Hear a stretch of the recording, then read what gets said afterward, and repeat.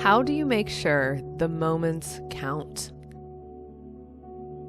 How do you make sure that one day you look back and don't have regrets? How do you find time for it all? How do you not lose yourself while living life? How do you even know who you are in the first place? I asked all of these questions recently, and those questions propelled me into a journey of self-discovery. I'm still on the journey, and I plan to never change direction. As soon as we stop learning, we start aging. The ability to discover who you are and how you can live a life of true joy is one of the greatest gifts you can give yourself and those around you. Our society does not encourage finding yourself. In fact, it quite frequently does the opposite, wanting us to follow the consumerism trap to spend, to seek happiness and validation, to never be satisfied with what we currently have. We follow these cues that society ushers us into from birth so effortlessly. And before we know it, we come to see life as tolerable. Maybe even something we are just attempting to survive through, despite our heart knowing there's more. That little voice telling us that there is a different way. I came to a point that I recognized I could find myself, and I set out on my voyage of finding who I was so that I could live a life on purpose. Through this oftentimes uphill, complex, arduous ride, I discovered the answers.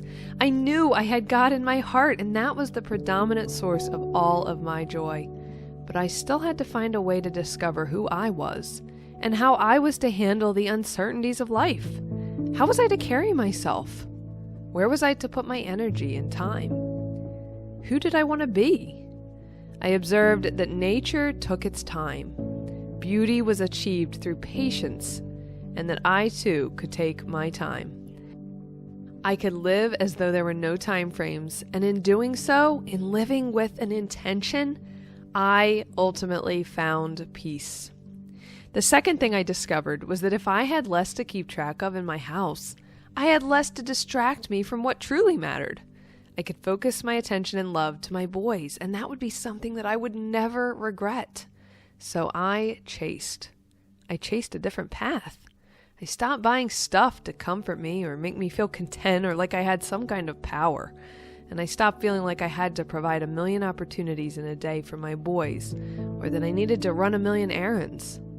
I started finding gratification and satisfaction in what I had, what I could make with my hands, what was directly in front of me. In a matter of a week, I had opened a door I did not even know existed. I found myself. I was there all along, but I was buried from the weight of expectations. I had accepted that life should feel overwhelming a lot of the time, that stuff would bring me joy, and that I was not in charge of my life. Now, months later, I look around me and see true life.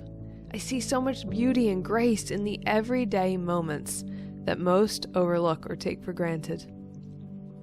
And through this significant realization in my life, I consequentially changed my life.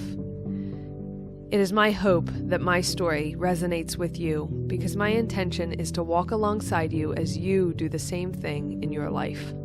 Don't settle. Find your joy that was there all along and reclaim your life.